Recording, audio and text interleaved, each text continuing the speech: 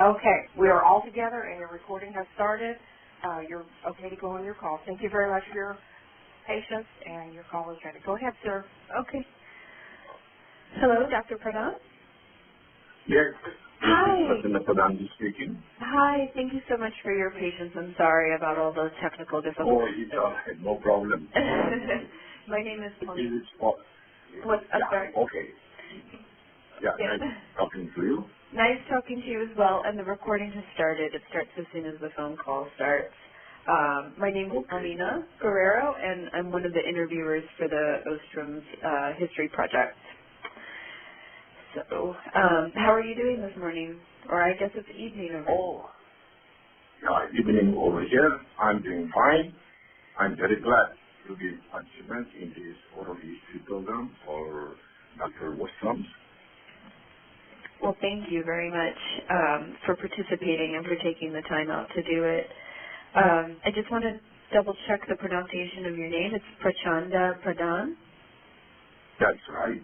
Okay, because I need to state it for the recording correctly just to start off with when we begin with the questions. Did you have any questions about the forms that were emailed to you? No, I don't have anything. Okay. All right, great. Well, I can go ahead and just jump right in here if you're ready. Okay, I'm ready. Okay. All right, great. Today is June 25th, 2014. My name is Paulina Guerrero, and I'm here with Dr. Prachanda Pradhan to interview him for the Coming Together, an Oral History of the Ostroms and Their Scholarly Impact on Problem Solving.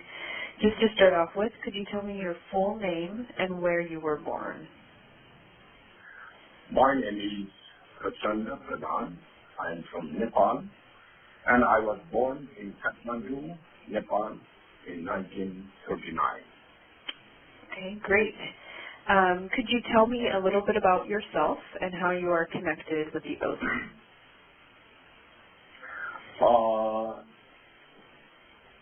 Primarily, I started my career as teacher in the university, and over a period of time, I worked in Tribhuvan University of Nepal as lecturer and the professor of public administration until 1990.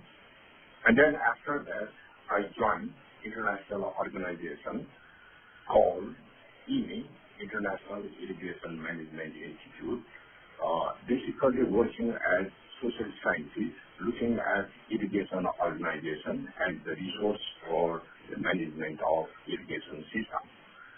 So during that time, back in 1988, I was writing a book on patterns of irrigation organization in Nepal.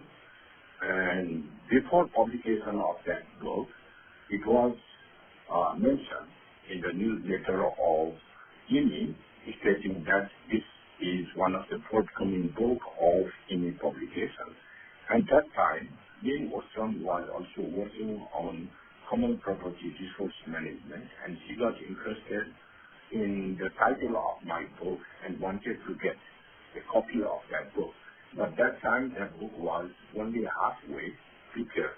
So, with the inquiry of Professor Jane Ostrom, I had to rush and then finish the book as quickly as possible.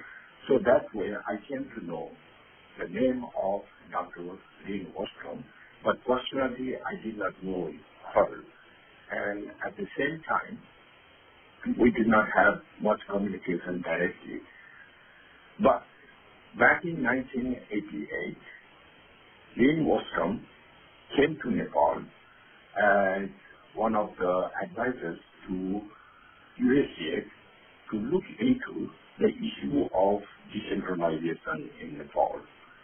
And that time, they organized a seminar to discuss about the issues of decentralization in Nepal. And I was also invited in that seminar organized by USAID Nepal. That time, I came to know Dr. Jane Ostrom, and I had personal discussion with her about my project as well as her project on decentralization, finance, and development project under the USA. So that way, this was the first time I came to know her in person. And one evening, we were invited by one of the USA officers for dinner. And that time, we had lots of discussion about local institutions, local level organization, and she was also looking for a kind of decentralized management system at the local level.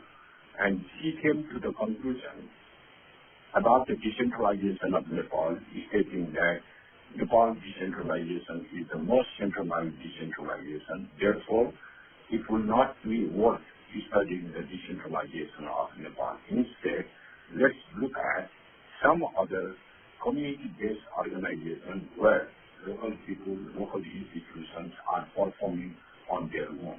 So this is the point where we had a kind of common interest to work together. So this is how I came to know to Dr. Lynn Ostrom. Okay, great. Thank you. You said that you worked together. Could you share a time that stands out for you when did you collaborate with Lynn on your work? After that, when she came to Nepal, we meet her on and off, and then she was more on Institute of Agriculture and Animal Science under Tribhuvan University. There, they had a group of people called Irrigation Management Study Group, and she collaborated with this group, and then she tried to come out with a kind of broad database on irrigation institutions of Nepal. So that way, we had a kind of collaborative exercises on how to go about establishing a kind of database. So during that time, whatever case studies and literature on Nepal irrigation I made her available, and then she again had another group of people asking them to collect irrigation institution information from different other sources. So that way, the establishment of this database on irrigation institution in Nepal is a kind of, very starting point for our collaborative exercises. So after that, we had lots of exchange of information, exchange of thoughts and ideas, and we established an organization called Farmer Managed Irrigation System Promotion Trust. And basically, this promotion trust is supposed to look into the local institutions, especially farmer managed irrigation system, as a kind of national heritage of Nepal, with a kind of grassroots democratic exercises where local people make decisions on their own for the natural resource management, that is water. So this is a kind of institution where we established, where Lynn Ostrom also contributed some financial resources for this institution, and later on we invited her to be one of the keynote speakers in one of the conferences that we organized for farmer managed irrigation system, a kind of challenges to come. And she gave us a very important keynote speech stating that farmer managed irrigation system that she had studied over Nepal had a kind of interesting result, saying that farmer managed has more productive output as compared to agency managed irrigation system. She analyzed number of variables like line canal versus productivity, permanent headwork versus productivity, And all these factors indicated the permanent structure or permanent headwork really did not contribute much in terms of increasing agricultural productivity as compared to the social capital and organizational strength of the farmers contributing towards agricultural productivity. So this was a kind of very interesting finding that she produced in one of the conferences, and it had a kind of long-term impact in the study of farmer-managed irrigation system in the farm. Okay, great. She's done a lot of work. Very impressive. Can you tell me about a time when Lynn or Vincent influenced your life?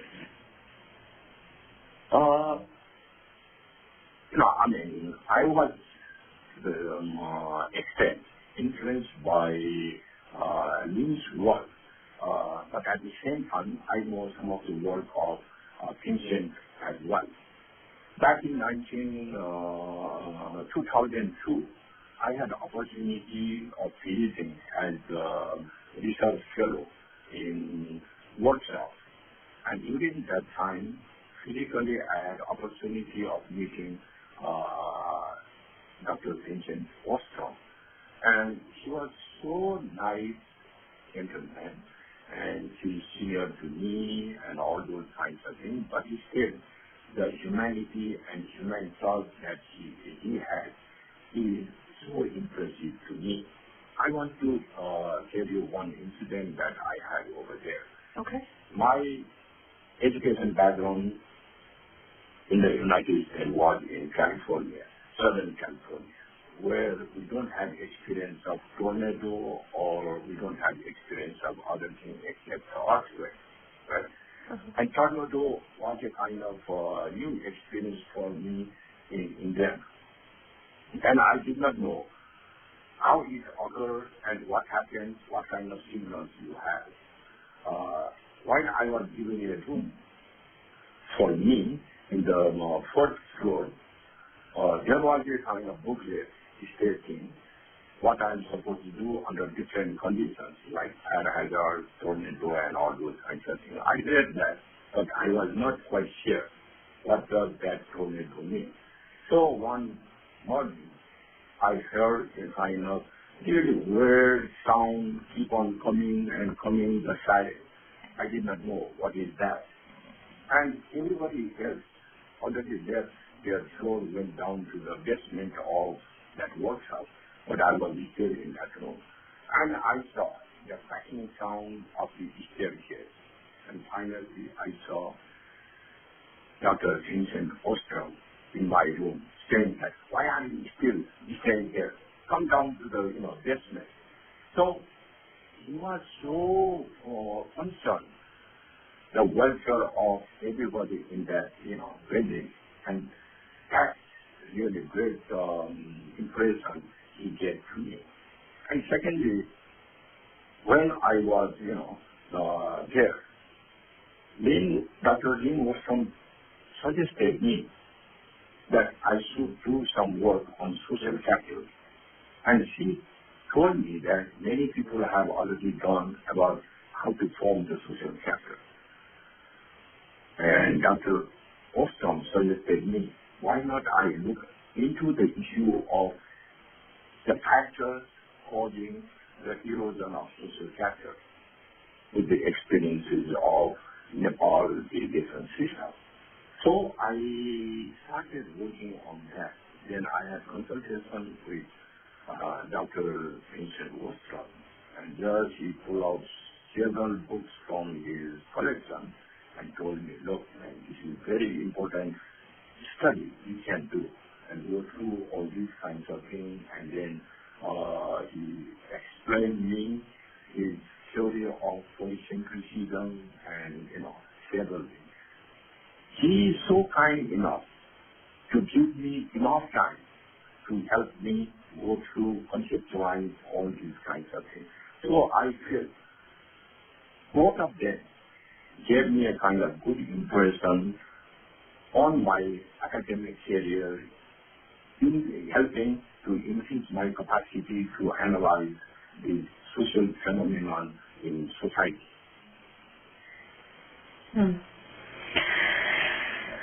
Great. All right.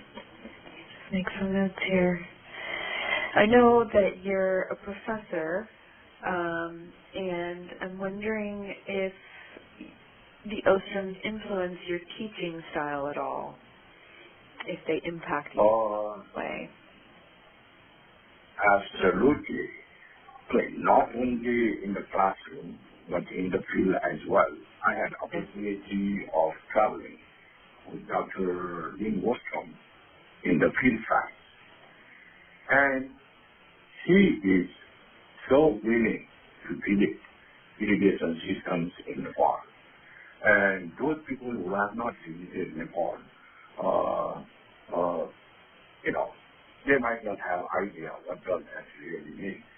He used to, walk from one irrigation system to another irrigation system. He might have forged number of rivers just rolling off the,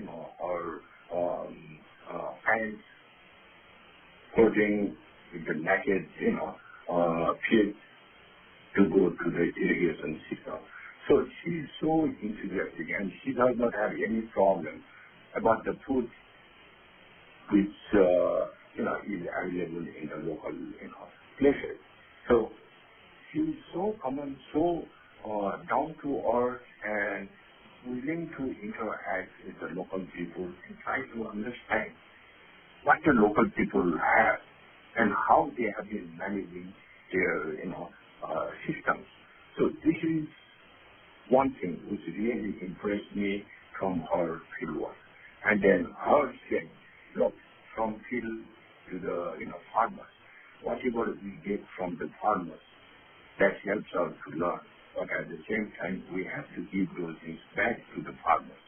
So this is a kind of learning experience for me from Dr. Ostrom. At the same time, while I was there in workshop, I was also given opportunity to attend her classes in that workshop. So sometimes she gives me opportunity to initiate discussion on some of the issues on different topics. And that time, the way how she deals with each and every student is so impressive. Back in 1960s, when I did my study in California, computer was not the kind of thing, and I did not know what was the computer. So during that time, when I was studying in Claremont Graduate School, I see people taking a kind of big roll of magnetic tape to ECA to process the data. So computer is something beyond the reach of common people at that time. But when I went back in 2002 to Indiana University, every student has a computer, every student has access with the large amount of information than what I used to get in those days. And then Dr. Ostrom is in contact with each and every student.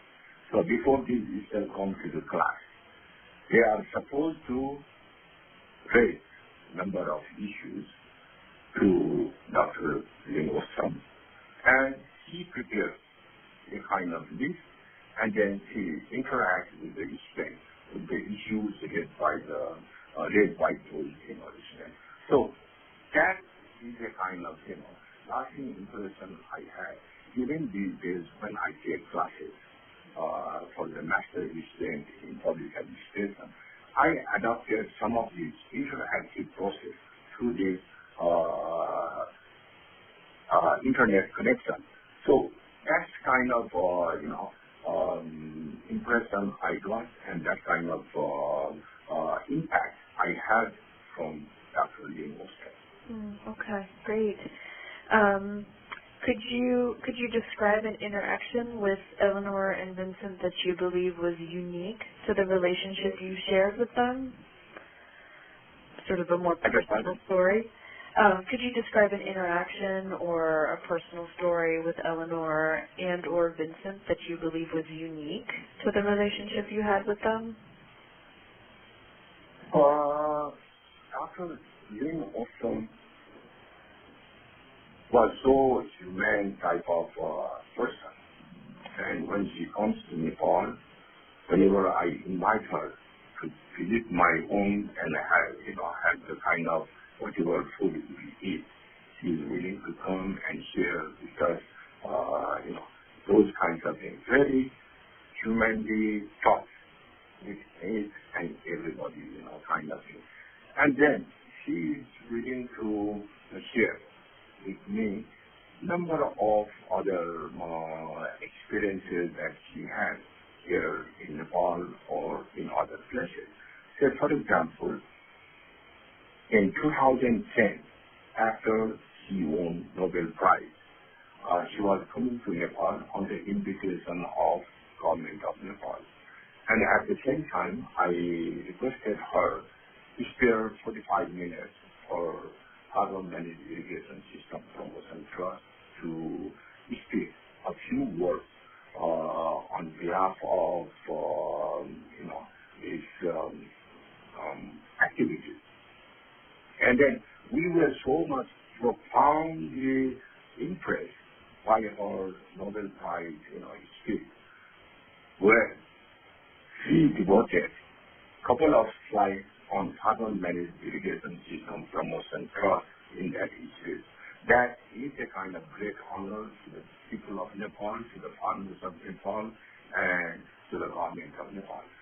And then she was invited and she came to Nepal. That time, Dr. Lynn Ostrom was requested to deliver a speech to the secretaries of government of Nepal, where she talked about the role of carbon managed irrigation system and the potentiality of carbon managed irrigation system and the lessons that we can learn in improving irrigation system in Nepal. And after that speech, we have another organization in our honor, and after that, there was a dinner organized in our honor by Asia Foundation. At that time, she shared with me one of the concerns she had. During the time of her speech in the Secretary's colloquium, the Secretary asked her if carbon managed irrigation system is good system as she described, why the farmers are still asking with the government for the financial support to improve their system. And this is what Dr. Lee Ostrom shared with me with a kind of great dissatisfaction, saying that how can we make these policymakers understand the capacity of the local people to manage their own resources? It's not that important whether they mobilize resources from the government or from their own or from other resources. That is not important. But the capacity of the farmer is the most important thing. When these people will be able to understand these kinds of local capacity, so she was so much this, and that gave me a kind of impression which really conforms with what I was also facing, dealing with government officials, irrigation engineers, and other people in Nepal. So this is the kind of sharing of really inside stories what went through. It's a kind of great honor for me to share with her. Yeah, that's great. That's a great interaction. Sounds very much like Lynn.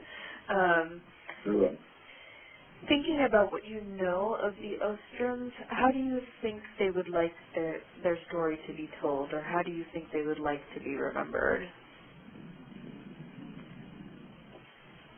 I would say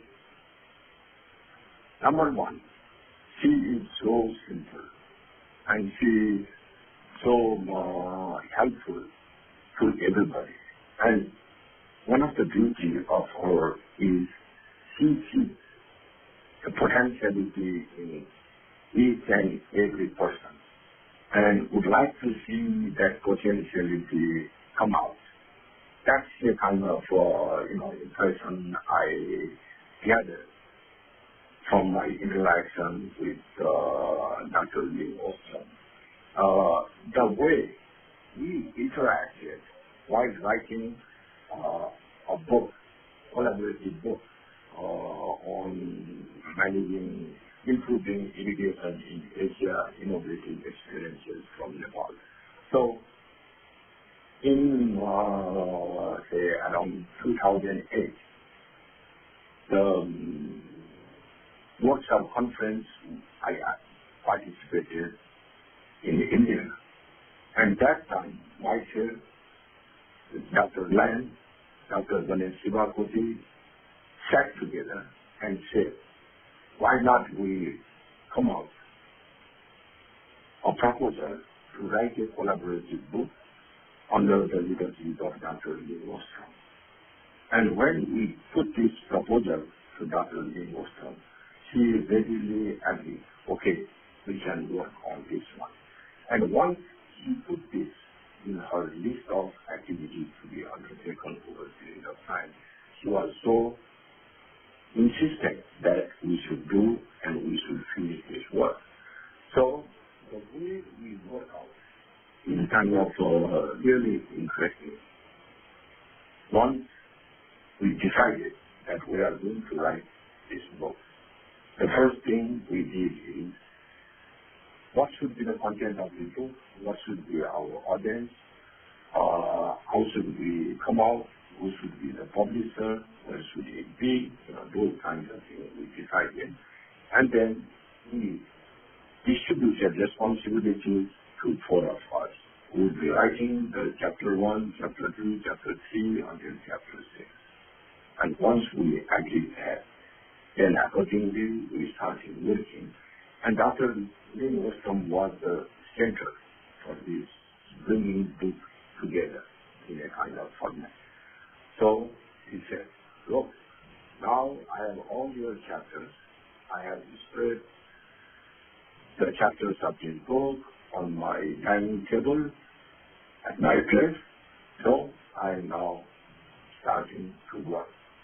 And the fantastic thing that we were not in contact person to person, but internet really helped us to bring together continuously at every time. So she goes through the chapter, make number of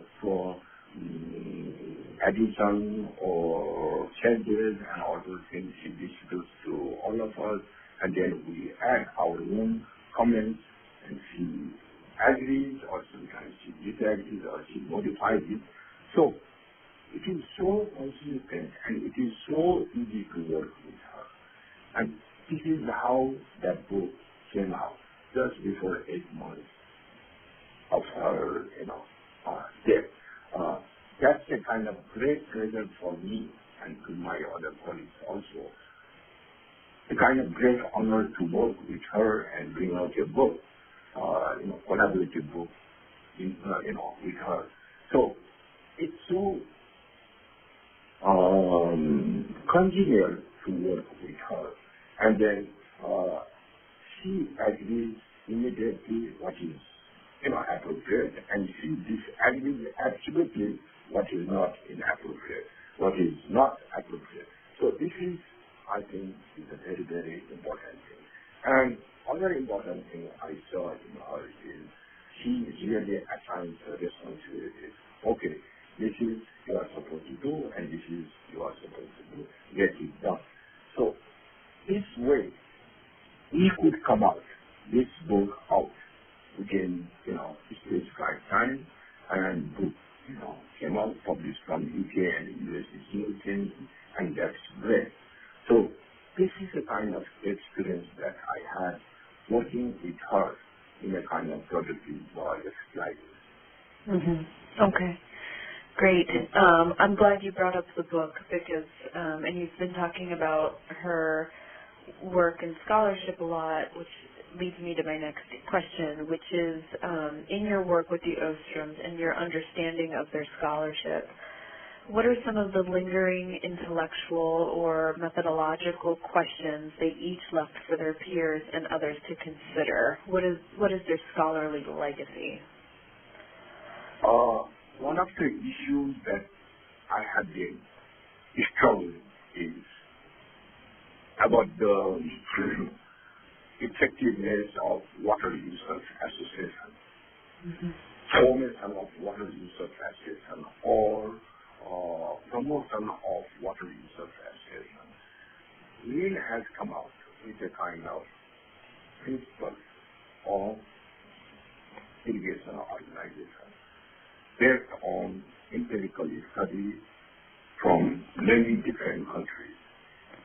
And I was also involved in terms of developing water users association in Nepal through the government of Nepal irrigation department, where I see that there are these 8 principles for irrigation organization, and they are perfect. But how to transform these 8 principles into actual functional reality? So I see over there a kind of difficulty which I face myself.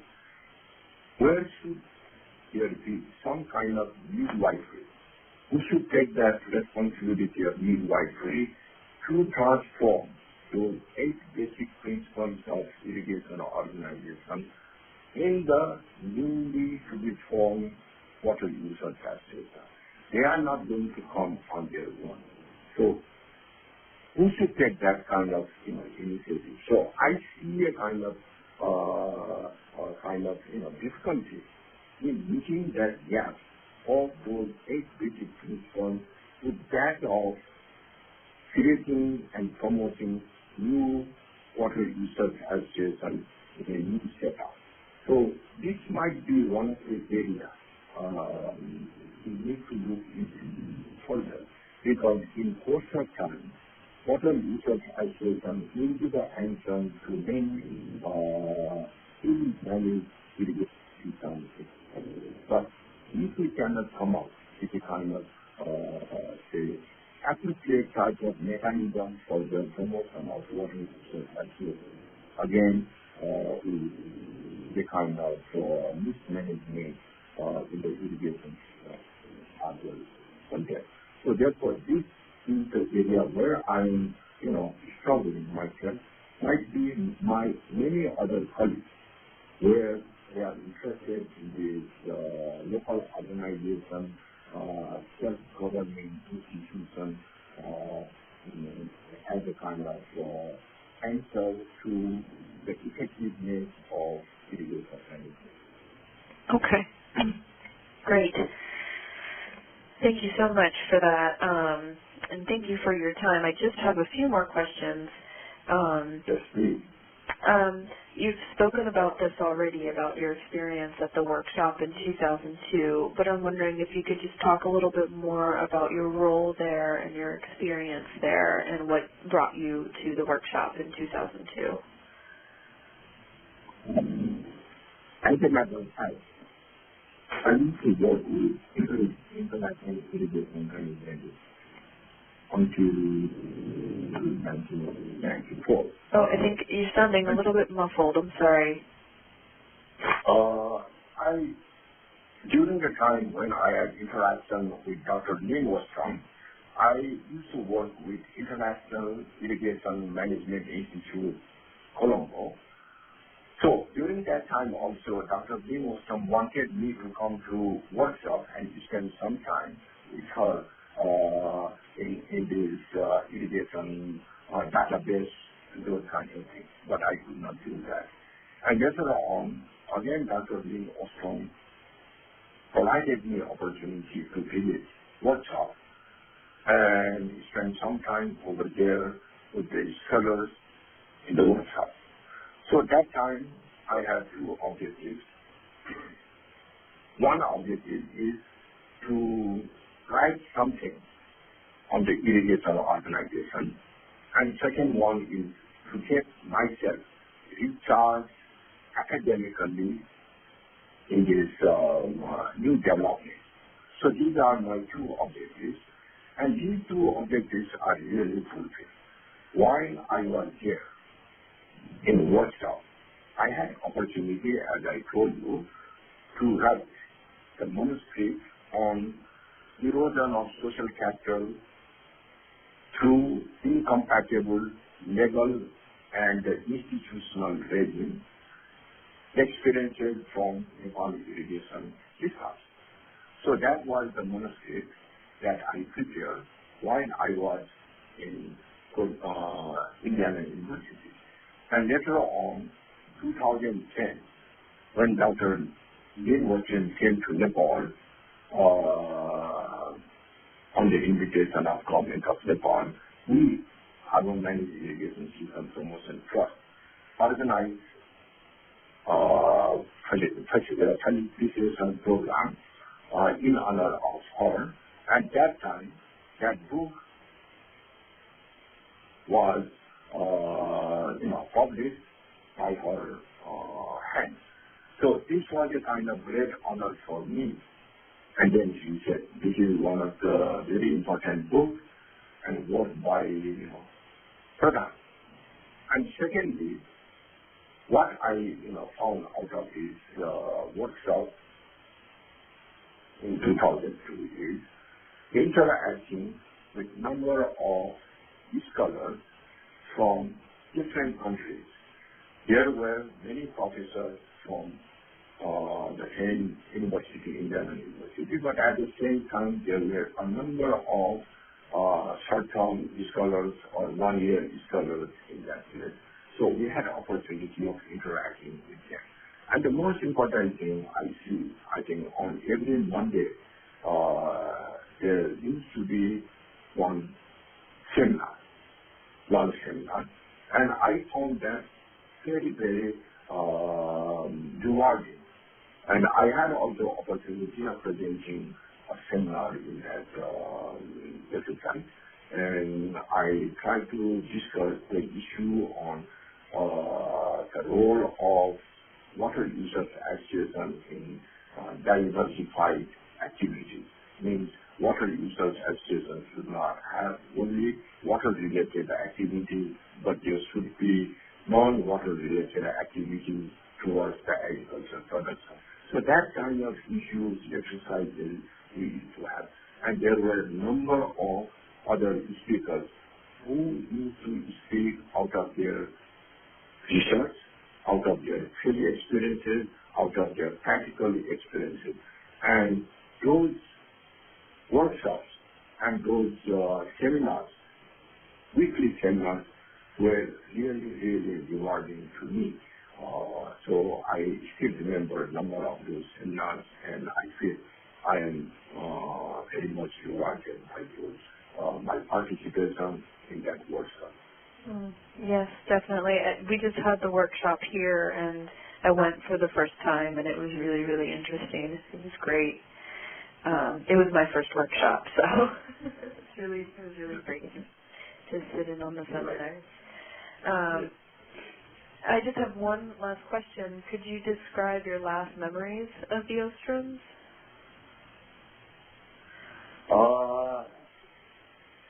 My last remembrance is during her visit to Nepal in 2010. And at that time, what I saw in her is she was not as strong as she used to be when I used to go to the field together to observe some of the irrigation systems. She does not feel that strong and difficult, her to stand, for a long period of time, and that's my remembrance.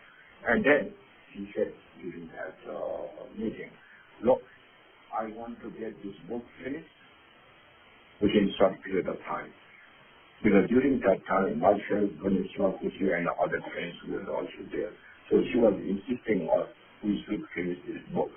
So we worked on this book on the, insistence of Dr. Ostrom, and then after that we met outside, myself, Ganesh, Kushi, and Dr. Lam in Bangkok a couple of times.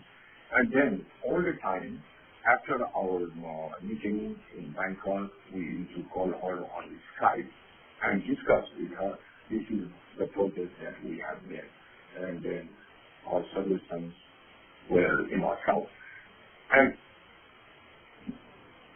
my, remembrance was through the Skype, through the, personal meeting when she was here.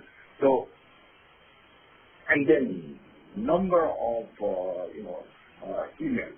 And I'm so glad whenever I write some email to her. And next few minutes time, I usually get answers from her. That is great. And that I feel I am one of those she thinks that to be taken into consideration by our attention. So this is the kind of, impression I have, and I really miss her, in this world. And I was supposed to go to workshop this time also. Then I felt what I'm supposed to do, whom I'm going to meet. Okay, this is long way. I'm also old now, about 76 years old. So let's keep aside for the time being. So I did not attend the workshop. I could not attend the workshop this time. But still, I missed a lot. And I remember a lot of Dr. Lin Ostrom's, impact on me and on different occasions, on different, events. Yes, she's made a pretty big impact on a lot of people. She's an incredible scholar, an incredible person. We're just going to finish up here. Thank you so much again for your time. Is there anything else you would like to add, or are there any other questions you wish we had asked? I think this is all I have, and I think I already mentioned whatever I know and whatever I came across with Dr. Lin Ostrom. She's a great person. And then her work towards the local governments, her work towards the pollution incident will go to a long way and will help improve the life of many, many people in the rural areas. This is what I feel, and I am absolutely convinced by her theory. Well, thank you very much. My pleasure. I'm sorry? My pleasure. Oh, okay. I'm supposed to do, please let me know. Well, this is pretty much the end of the interview, so I appreciate everything. And if you have any other questions or anything else comes up for you, feel free to email Sarah and let her know. But thank you very much for your time, Dr. Pradhan. I really appreciate it. So I also thank you, Paulina, and my honor to be associated with this oral history of Dr. Lin Ostrom. Thank you very much. Thank you very much. Have a wonderful evening. Okay, bye. Bye-bye.